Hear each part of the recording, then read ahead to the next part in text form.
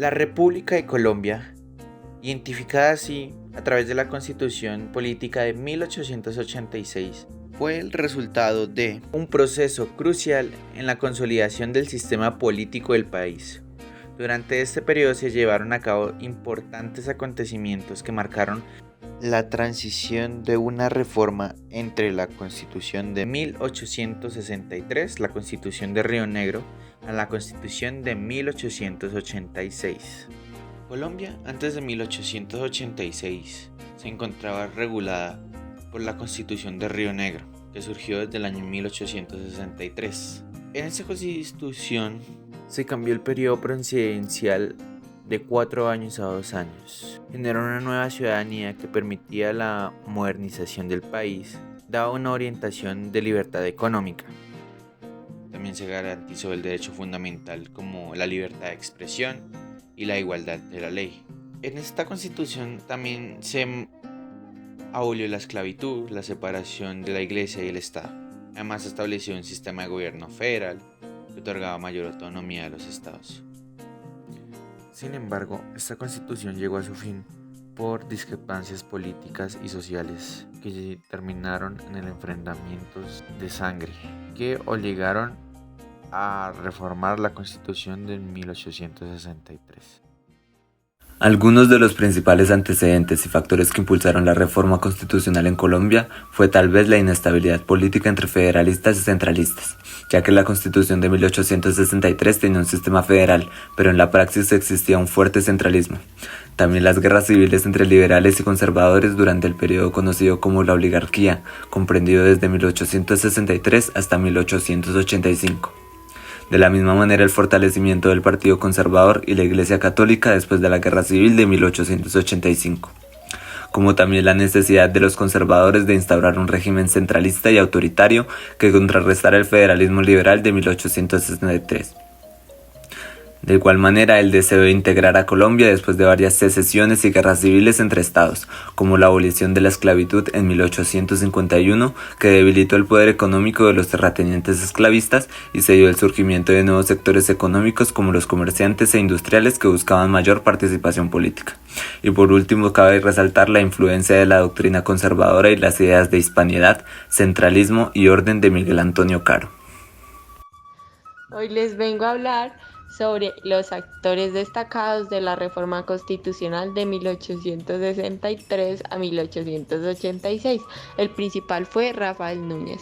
La reforma fue promovida por Rafael Núñez, que era el presidente de la República. Luego de la proclamación de Núñez sobre la Constitución de Río Negro, expidió un decreto el 10 de septiembre de 1885 convocando a un Consejo Nacional Constituyente para redactar una nueva constitución, conformándola con la elección de 2 delegatarios por cada uno de los 9 estados soberanos. Otro actor importante fue Juan de Dios Ulloa, quien era el presidente del Consejo al Delegatario por Cauca, iniciando así las sesiones del Consejo Nacional Constituyente, junto a José María Rubio Frade, quien inició las sesiones del Consejo Nacional Constituyente como vicepresidente al Delegatario de Cundinamarca. El principal redactor fue el político y escritor Miguel Antonio Caro durante el periódico histórico conocido como La Regeneración,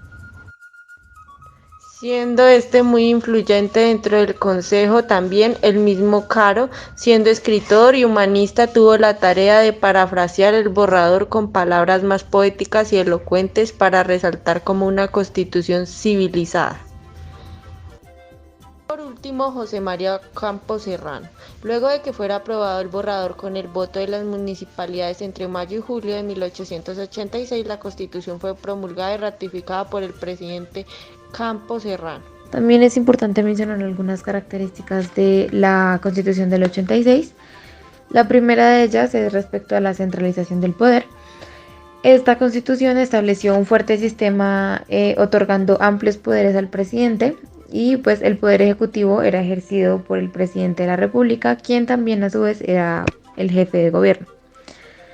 Respecto a la división territorial, la Constitución del 86 estableció la división de la nación en departamentos, que a su vez estaban subdivididos en provincias y municipios. Este sistema de división territorial ha influido en la organización política de Colombia hasta la actualidad. Respecto a la religión católica, esta es mencionada en el artículo 38 y se declaró básicamente como la religión oficial del Estado, lo que pues implicaba una influencia significativa de la Iglesia en la vida política. También se menciona algunas restricciones a los derechos políticos, donde pues se establecían requisitos estrictos para poder participar en la política. Por ejemplo, ser propietario de tierras o tener ciertos niveles de educación, y pues esto limitaba la participación política a una élite más reducida. Algo también muy importante es respecto al Senado vitalicio. Este, digamos que es uno de los elementos más controvertidos en esta Constitución, ya que los senadores eran designados de por vida y no podían ser elegidos por voto popular. Diferencias en las constituciones de 1863 y 1886. Sistema de gobierno. La Constitución de 1863 estableció un sistema federal con una estructura descentralizada en la que los estados tenían una gran autonomía. En cambio, la Constitución de 1886 cambió a un sistema centralizado, donde el poder estaba más concentrado en el gobierno central. En la religión, en la Constitución de 1863 reconoció la libertad de religión y la igualdad de cultos, y en la Constitución de 1886 estableció el catolicismo como la religión oficial del Estado, limitando la religión. En los derechos civiles, la Constitución de 1863 amplió los derechos civiles y políticos promovidos la igualdad ante la ley. En 1886 restringió algunos de estos derechos y estableció un sistema conservador. Y en cuanto al poder ejecutivo, la Constitución de 1863 estableció la figura del presidente como jefe del poder ejecutivo como un mandato limitado. En la Constitución de 1886 reforzó la figura del presidente y le otorgó un mandato más largo y poderes extendidos. Para concluir, podemos decir que los Estados Unidos de Colombia se determinaban por un pabellón, un escudo de armas nacionales, la naturalización de los extranjeros, la acuñación de la moneda, la legislación judicial, la facultad de expedir leyes, decretos y resoluciones civiles, los negocios o materias que fueron competencia del gobierno general, además de que la Constitución de 1863 estableció unas condiciones generales para el gobierno de los Estados Unidos de Colombia, que fueron referentes a la prohibición de las declaraciones de guerra a los otros estados sin la expresa autorización del Congreso y sin haber agotado antes todos los medios de conciliación que la paz nacional y la conveniencia pública exigieron. Y finalmente, al adoptar un Estado liberal, se dio una experiencia demasiado pretenciosa para Colombia, pues las regiones no están listas para seguir los lineamientos de la administración de un gobierno federal, y las respuestas fueron contiendas provinciales e incluso más guerras civiles.